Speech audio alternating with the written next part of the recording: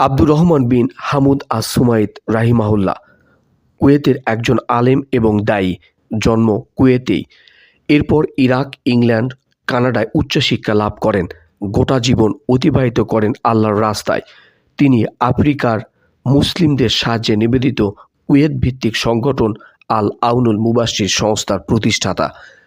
এ সংস্থাটি আফ্রিকার ৬ মিলিয়ন মানুষের মাঝে ইসলাম প্রচার করেছে। আফ্রিকায় তার এই সংস্থাটি ২২ বছর ধরে কাজ করছে। সুবহানাল্লাহ। দ্বীনের প্রচারের জন্য সিরাতুল মুস্তাকিমের দিকে জাহিল মানুষদের দাওয়াত দেওয়ার জন্য আফ্রিকার বনে জঙ্গলে কিনা করেছেন তিনি। সাপ, বিচ্ছু, পোকামাকড় কোনো বাধায় তার সামনে দাঁড়াতে পারেনি। পদে পদে বাধার সম্মুখীন হয়েছেন, তবুও থেমে থাকেননি। এগিয়ে গেছেন মহান আল্লাহর উপর তাওয়াক্কুল করে। মহান আল্লাহ তার জন্য গায়েবী সাহায্যও পাঠিয়েছেন, সহযোগিতা করেছেন মানসিক এবং শারীরিকভাবে, কখনো আবার অলৌকিকভাবে। একদিনের এক ঘটনা তিনি তার সাক্ষাৎকারে বর্ণনা করেছেন, যা শুনলে নিজের অজান্তেই অন্তর থেকে আল্লাহর প্রতি কৃতজ্ঞতাবোধ চলে আসে। একদিন আব্দুর রহমান রাহিমাহুল্লাহ আফ্রিকার এক এলাকার খ্রিস্টানদের ইসলাম কবুলের দাওয়াত দিচ্ছিলেন।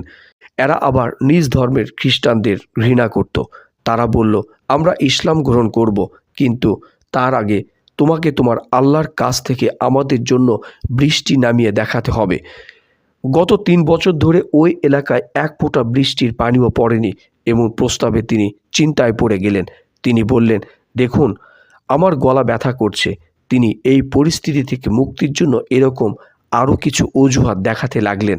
তারা বলল, না না, আপনার হাতে ২ ঘন্টা সময় আছে, আর এর মধ্যে গলা ব্যথা ট্যাথা যা আছে সব সেরে যাবে। তখন তিনি বললেন, দেখুন, আমি খুবই ক্লান্ত। কিন্তু তারা নাছোড়বান্দা। তারা বলল, আপনি বসে বসে বৃষ্টির জন্য প্রার্থনা করুন। ২ ঘন্টা সময় তো অনেক সময়। আপনি কেন তা করতে চাচ্ছেন না? কেন এদিক সেদিক বোঝাতে চাচ্ছেন আমাদেরকে? তিনি জানতেন তাদের অন্তরে কি রয়েছে। আসলে তারা তাকে বাজিয়ে দেখতে চাচ্ছিল। কিন্তু এটা তো শুধু আব্দুর রহমানকে বাজিয়ে দেখা না, বরং আব্দুর রহমানের দ্বীন ইসলামকে বাজিয়ে দেখা, ইসলামের সত্যতা পরখ করে দেখা। তারা পিড়াপিড়ি শুরু করে দিল। আব্দুর রহমান এক প্রকার বাধ্য হয়ে দোয়া করতে লাগলেন। কেঁদে বুক ভাসালেন তিনি। চোখে অশ্রু কণার ঢল যতটা না বেশি, তার চাইতেও অন্তরে আকুতি মিনতির ঢল আরও বেশি। তিনি তার দোয়ায় বলছিলেন, ও আল্লাহ, এই পরীক্ষা আব্দুর রহমানের সাথে নয়, বরং এটা আব্দুর রহমানের ধর্মের সাথে জড়িত। আমি গুনাহগার। আমি গুনাহের কারণে আমার দিনকে তুমি এই খ্রিস্টানদের সামনে অপদস্থ করো না। তিনি কেঁদে যাচ্ছিলেন আর দোয়া করেই যাচ্ছিলেন। দোয়া শেষ হতে না হতে তারা বলল, আমরা ৩ ঘন্টা পর আবার এখানে আসব।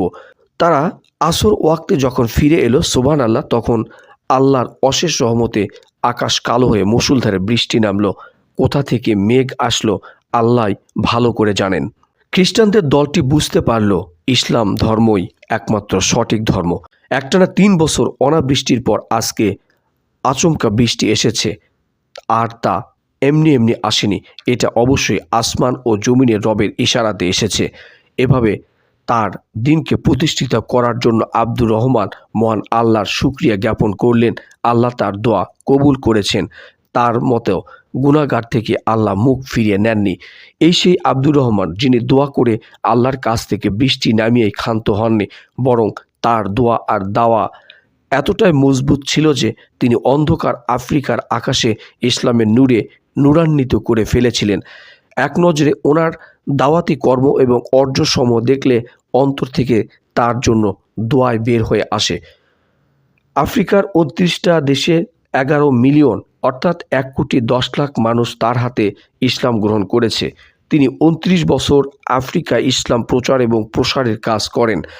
আফ্রিকার মুসলিমদের জন্য ডাইরেক্ট এইড নামে একটি ইসলামী ত্রাণ সংস্থা প্রতিষ্ঠা করেন। ১৫,০০০ বা এর অধিক অনাথ ইয়াতিমের ভরণ পোষণ দেন বা লালন পালন করেন। ৫,৭০০ এর অধিক মসজিদ নির্মাণ করেন। ১২৪টি হাসপাতাল প্রতিষ্ঠা করেন। ৯,৫০০ বিশুদ্ধ পানির কূপ বা কুয়া নির্মাণ করেন। ৮৬০টি স্কুল নির্মাণ করেন। ৪টি ইউনিভার্সিটি নির্মাণ করেন। ৯৫,০০০ মুসলিম ছাত্রের পড়াশোনার খরচ বহন করেন। ২১৪টি নারী প্রশিক্ষণ কেন্দ্র, 204টি ইসলামিক দাওয়া সেন্টার নির্মাণ করেন, 840টি কোরআন শিক্ষা কেন্দ্র প্রতিষ্ঠা করেন, 60 লক্ষ কোরআন মাজিদ নতুন মুসলমানদের মধ্যে বিতরণ করেন, 40টি দেশে গরিবদের জন্য রামাদান মাসে ইফতারির ব্যবস্থা করতেন। শুধু নিজের তৈরি সস্তার দাওয়ার মাধ্যমে আফ্রিকার 7 মিলিয়নের বেশি মানুষকে তিনি ইসলামের সুশীতল ছায়ায় আনতে পেরেছিলেন। যখন তার সম্পর্কে কেউ ভালো কিছু বলতো, তিনি বলতেন, প্রিয় ভাই, আমরা কোনো ব্যক্তির কাছ থেকে প্রতিদানের জন্য অপেক্ষা করি না। আমরা দাওয়াতি কাজে মাঠে পর্যায়ে কাজ করি। আমাদের চাওয়া আর দোয়া এই যে, সর্বশক্তিমান আল্লাহ আমাদের একান্ত প্রচেষ্টাকে কবুল করুন এবং আমাদের কাজে সাহায্য করুন। আমিন, আমিন, আমিন। রাসূল সাল্লাল্লাহু আলাইহি ওয়াসাল্লাম বলেন, আল্লাহ সুবহানাহু ওয়া তাআলা ইরশাদ করেন, যদি বান্দা আমার দিকে 1 বিঘত অগ্রসর হয়, আমি তার দিকে 1 হাত এগিয়ে আসি। যদি সে আমার দিকে 1 হাত অগ্রসর হয়, তাহলে আমি তার দিকে 1 বাম বা 3.5 হাত এগিয়ে আসি।